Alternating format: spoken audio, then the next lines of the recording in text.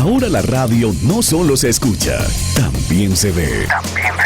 Nova 91.5, Radio Multimedia, la primera de la región.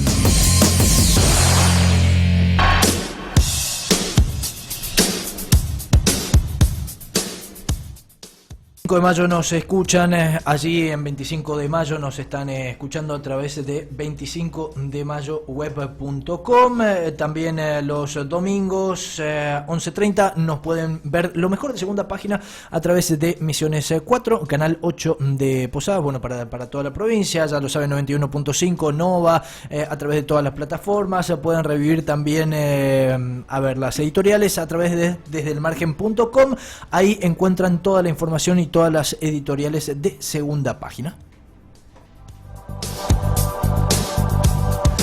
Y seguimos con más visita aquí en el estudio de la radio. Está con nosotros Anita Minder, diputada provincial de la Unión Cívica Radical, Cambiemos, y es vicepresidenta segunda de la Cámara de Representantes de Misiones.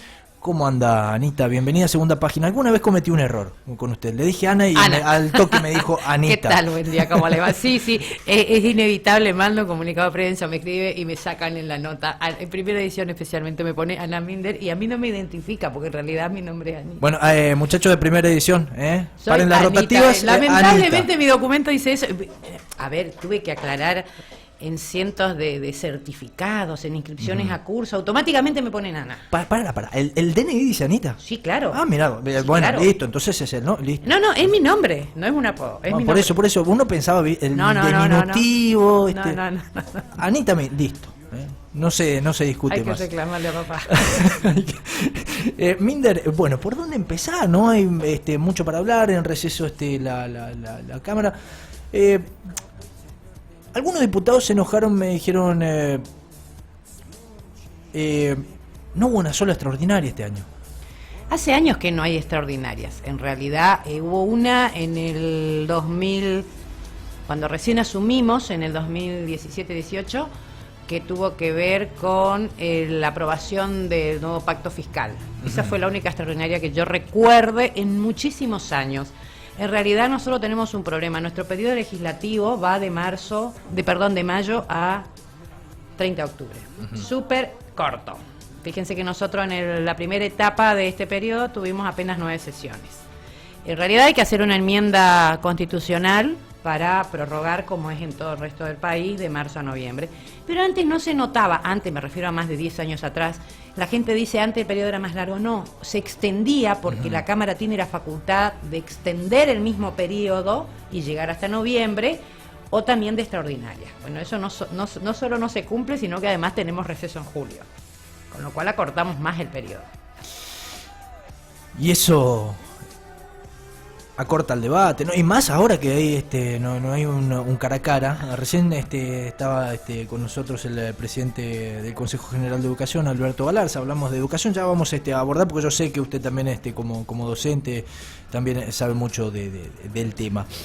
Pero quitó el ida y vuelta, ¿no? La virtualidad. Yo creo, por supuesto, la virtualidad complicó, más allá de que creo que está bueno que lo hayamos implementado. De hecho, nosotros empezamos en mayo con una modalidad, pero el Congreso Nacional y otras provincias empezaron en marzo, apenas se declaró la pandemia. Algunas tuvieron que ajustar su reglamento.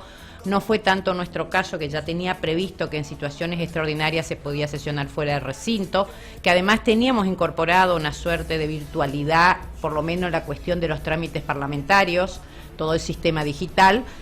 Y además nuestra virtualidad es relativa, porque en realidad nosotros sesionamos desde la Cámara, nosotros sesionamos desde nuestros despachos, esa es la única diferencia. No estamos en el recinto, pero no es remoto como hace el Congreso Nacional, que algunos diputados están en el recinto y otros están en sus provincias, que por ejemplo acá podría ser que estuviéramos en nuestras casas, no se habilitó eso. Claro que corta el debate, la verdad que nosotros apenas declarada la pandemia empezamos a pedir sesión extraordinaria, hicimos notas, gestiones, porque la verdad que entendemos que el Parlamento es algo que no debería detenerse nunca, porque bueno, es uno de los 3 poderes del Estado que tiene que estar en permanente actividad y por sobre todo en las situaciones más complejas debiéramos estar más activos. Pero bueno, nosotros tenemos una situación muy particular, un Parlamento que funciona con una cuestión así como muy ordenada, muy, muy prolijita, pero en la que las disidencias son muy pocos visibles, ¿no? Y otra crítica que hago es que en plena pandemia se han sancionado muchas leyes que yo considero que son buenas, son importantes, siempre está bueno, pero muy pocas tienen que ver con la situación que estamos viviendo. Por ejemplo, ¿cuáles? ¿Cuáles son buenas y...? A ver, muchas son buenas, se han creado colegios profesionales, se han modificado leyes de otros colegios que son demandas muy de muchos años, pero hemos creado un municipio y hemos declarado festividades o hemos hecho o instalado capitales de fiestas que no digo que no sean buenas e importantes, pero que nada tienen que ver con la emergencia y muy pocas cosas se han tratado vinculadas a la situación de emergencia, más allá de la ley de uso obligatorio del barbijo y algunas comunicaciones. En general es como que en la Cámara todo aparece así como muy, por eso digo, ordenado. Sí que he presentado algunos proyectos que van a traer a ver, no sé si polémica o buen material como para poder desarrollarlo con relación al tema de la educación. ¿Cómo ve la educación? Bueno, yo creo que la pandemia puso al descubierto los problemas estructurales que teníamos en educación. Misiones vende discursivamente y hacia afuera una educación de avanzada en todo lo que tenga que ver con las TICs, ¿no? Con la escuela robótica, con una serie de cuestiones, pero la pandemia puso al descubierto que la conectividad no es tal, que en los pueblos y colonias del interior no hay señal, que aquí en Posadas mismo hay problemas, y ahora frente al eventual retorno, que no tenemos agua en muchas escuelas. Nosotros en mayo hicimos un proyecto pidiendo que se garantice agua y núcleo sanitario, esto es baños, que también están deteriorados, viejos. Hay escuelas con letrinas, esta es la realidad de la provincia. ¿En qué zonas? En muchos lugares, qué sé yo, Florentino Ameguino, tengo 2 escuelas en esa situación, en Alén, acá en Roca mismo. En Roca hay escuelas que funcionan en un club o en un salón parroquial con mucho hacinamiento, es decir, esto está, y entonces el retorno a las aulas en este contexto es mucho más complejo. No hay porteros, generalmente los directores se van arreglando como pueden, haciendo ellos mismos, los maestros, los docentes, pidiendo a los intendentes que suplan esta cuestión y a veces le asignan un personal en forma transitoria o temporaria, pero bueno, el dato que tenemos es que en el año 2014 había aproximadamente, esto es del Censo Nacional del Ministerio de Educación de la Nación, había un promedio de 2.160 personal de maestranza más unos 30 y pico de personal técnico, lo que daba un promedio de 2.400 si tomamos cómo está encuadrada la ley que es mantenimiento y servicios en Misiones, ¿no? Y hoy esa cifra ha bajado a aproximadamente 1.400, si no recuerdo, porteros. Fíjense, el año pasado nomás un dato, 79 se jubilaron y no fueron reemplazados. Es decir, las jubilaciones, la mortandad natural de la planta docente por jubilación o envejecimiento, problemas de salud, y han aumentado las escuelas y eso no se ha aumentado. Así que justamente el jueves toma a Estado Parlamentario un proyecto que presenté, que es, así como tenemos una ley provincial respecto al personal de mantenimiento, producción y servicio, que fija el organigrama, el funcionamiento, las condiciones de ingreso, seguimiento, evaluación, licencias. Lo que no estaba previsto en esa ley que queremos hacer por una ley nueva es exigir que cada escuela deba tener por lo menos un portero. Porque la verdad es que lo que le dicen a los directores... Sino que no se abre ese establecimiento.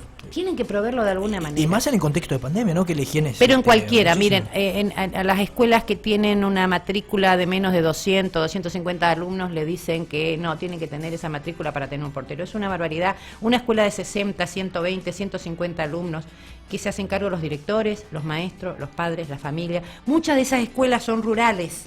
Entonces, lógicamente no van a tener una matrícula alta, pero tienen paradójicamente mucho terreno. He recorrido escuelas que tienen amplios terrenos, que tienen espacios para huertas, y eso todo hay que mantener. Entonces, no puede existir una escuela sin portero, sin personal de mantenimiento.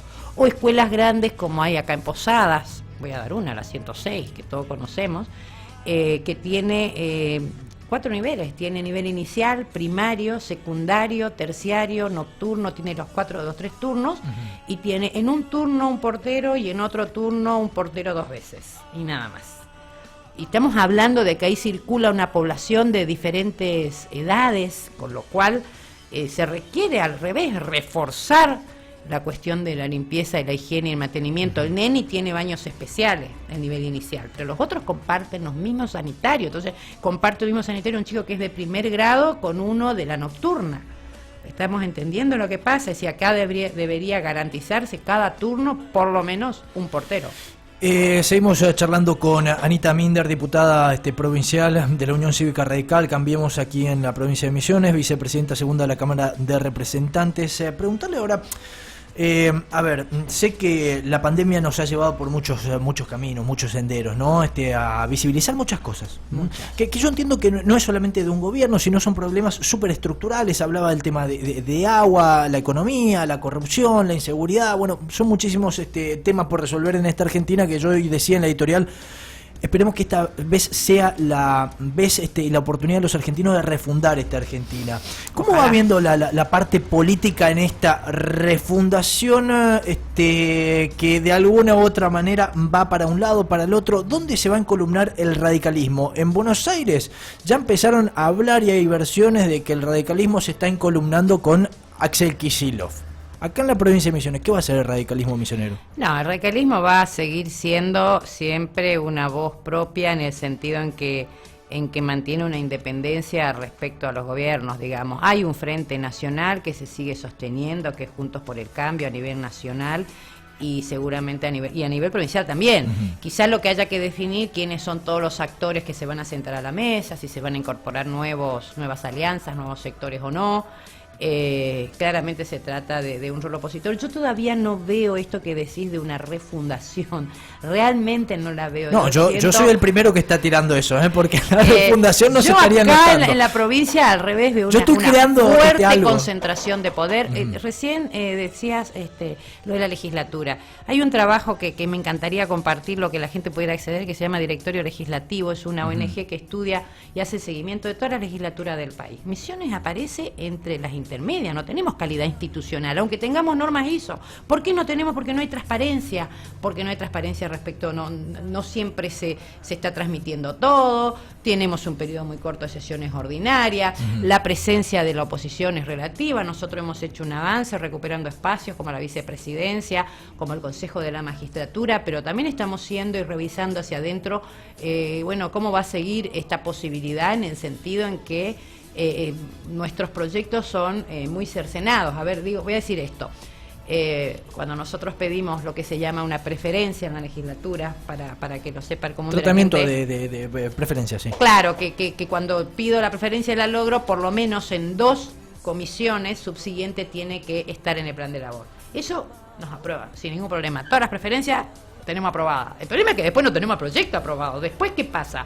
Se habla, se discute y te dicen queda en estudio, léase, va al cajón. Eso además ya me inhabilita a seguir insistiendo con ese proyecto, porque ya fue tratado, lo que no quiere decir aprobado. Nosotros entendemos que claramente no se trata de contabilizar numéricamente qué proyectos tenemos, pero hay, por eso vuelvo a decir, cuestiones sustantivas. Nosotros desde marzo estamos pidiendo lo de sanitario en las escuelas, lo del agua, lo de los baños, lo de la emergencia turística, una serie de cuestiones, lo de los jardines maternales que no quedaron comprendidos en las ayudas especiales y están hoy excluidas del trabajo. Y ninguna de esas propuestas, que muchas no son críticas, que muchas han sido pedidos, que es el rol también, porque a ver, ¿cuál es el rol del Parlamento? Hacer leyes, un claro perfil de contralor de los actos del Ejecutivo, eso es por Constitución. Sí, yo siempre hablo, es un invento. Que gran parte de los problemas que se dan en la Argentina es la falla en los órganos de Contralor. Si no existe un órgano de Contralor es muy difícil que exista y que se respete la institucionalidad, ¿no? En las legislaturas, cuando hacen el rol de Contralor, es a través de los proyectos de comunicación o pedido de informe.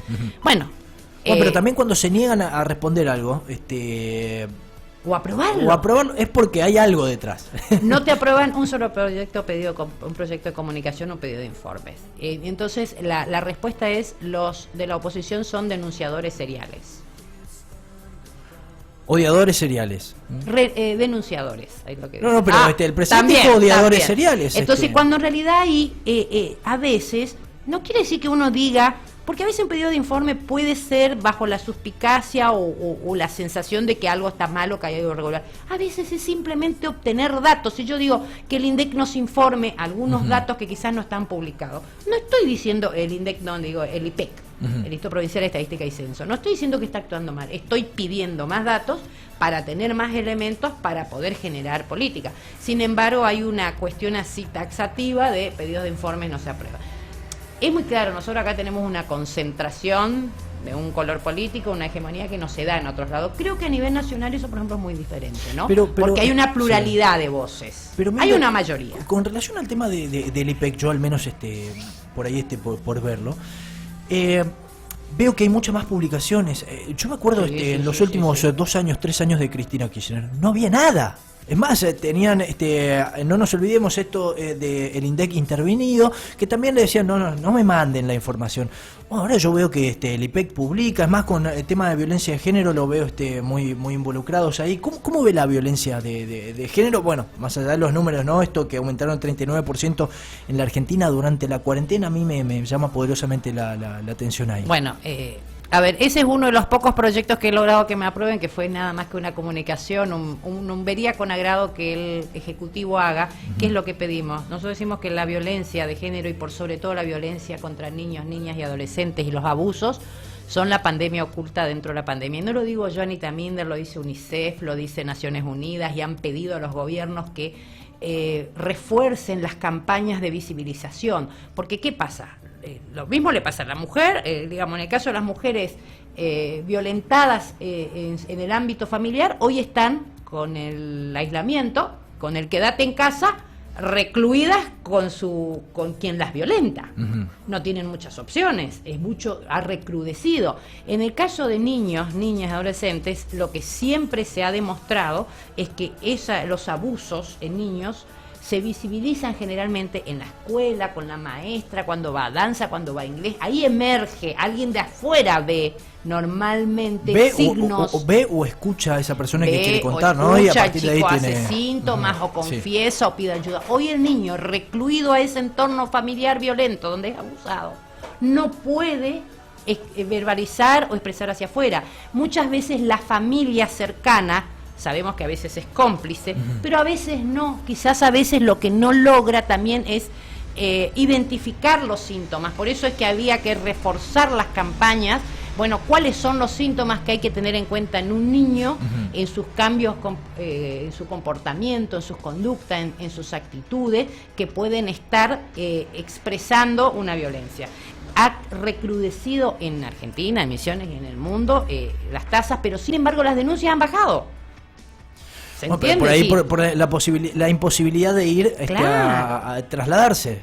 La imposibilidad de trasladarse y la imposibilidad de hacer la denuncia y a que alguien la vea, a la posibilidad del pedido de ayuda. Vuelvo a decir, el chico adentro de su entorno familiar, sometido, violentado, abusado quizás por alguien relativamente cercano, a veces más, a veces menos, está ahí todo el día, no hay manera de que alguien pueda interceder. En cambio, muchos de los abusos se detectan en las escuelas, cuando el chico tiene aflora alguna cuestión emocional, o lo confiesa, o se ven signos de golpes o de alguna cosa, y ahí intercede una denuncia e interviene. Entonces, muy importante, ese decía cuando empezaba, justamente en mayo, lo primero que presentamos es eso, pidiendo que se refuercen las campañas. Entonces lo que me contestaron es, más allá que aprobaron el proyecto, es que tenemos muchas campañas y tenemos una defensoría del niño, niña y adolescente. Por supuesto que tenemos la defensoría, pero ahora no es que hay que tener las mismas campañas, hay que redireccionar el contenido de esas campañas para llegar al sobrino, al papá, al tío, al vecino, al amigo, para que pueda ver y ayudar en esa situación. Minder, una de las últimas que le hago, se me está yendo el tiempo. A ver, ¿qué le pasa a usted cuando ve estos casos? Por ejemplo, hoy yo decía, ¿no? Un periodista siempre duda. Aparecieron 2 casos según la fuente oficial, que es el Ministerio de Salud Pública. Después colegas de Misiones 4 con documentación y demás dicen, no son 2, son 4. ¿Qué le pasa a un diputado por la cabeza con relación a estos casos, a la sociedad, a la información? Bueno, uno siempre tiene que tomar los datos oficiales porque así es lo que debe ser. Te está refiriendo a los 2 casos de COVID positivo que aparecieron en Garupá. Sí. Aparentemente habría más familiares, eso no está confirmado todavía. Lo cierto es que justamente se engancha con algo. Yo, un día antes que aparecieran los casos, había presentado un proyecto pidiendo que se restablezca el servicio de transporte interurbano de pasajeros, sí, porque la gente está en el interior. Es como que se han liberado actividades, pero para quienes tienen vehículo propio. Y el resto... No, es que es la realidad, los vehículos te podés movilizar. Es más, pasó hoy con el tema del turismo, pasa, ¿no? Tenés que tener medio auto propio, sí, si no podés ir. Yo entiendo que es necesario.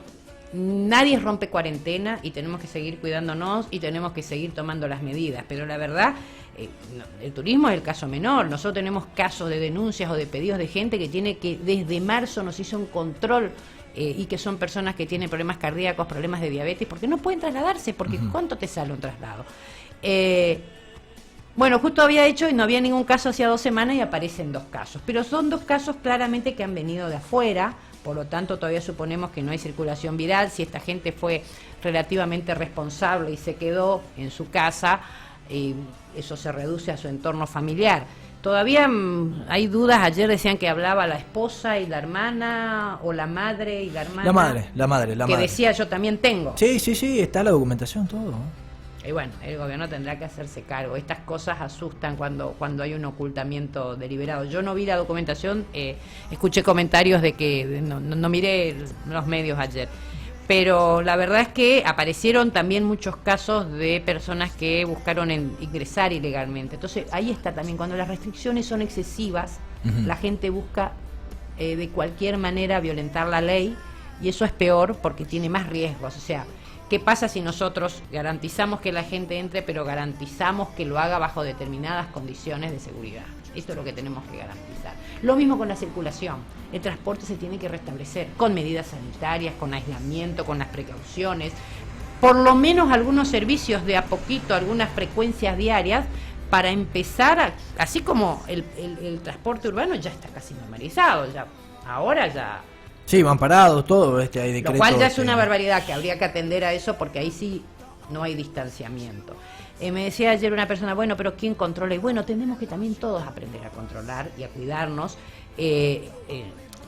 En las terminales tendrá que haber los controles adecuados, algunos controles en ruta, para eso te para Gendarmería cuando circulas con tu vehículo, también tener las razones por las que uno se moviliza, y también cada uno de nosotros. Si yo veo un transporte atiborrado, no solo no subo, sino que debo informar a las autoridades respectivas. Responsabilidad individual, ¿no? Exactamente. Para hacer una sociedad, claro, para hacer de una sociedad mejor, madura, más pulcra y madura. Minder, agradecerle por estos minutos, por haber Gracias venido. por el espacio y bueno, estamos a disposición. Anita Minder, lo dice su documento, diputada provincial de la Unión Cívica Radical, también, ¿no? De Juntos por el Cambio. Cambiemos en la provincia de Misiones, vicepresidenta segunda de la Cámara de Representantes. Estuvo acá, la escuchaste en segunda página. Estás escuchando Nova 91.5, la primer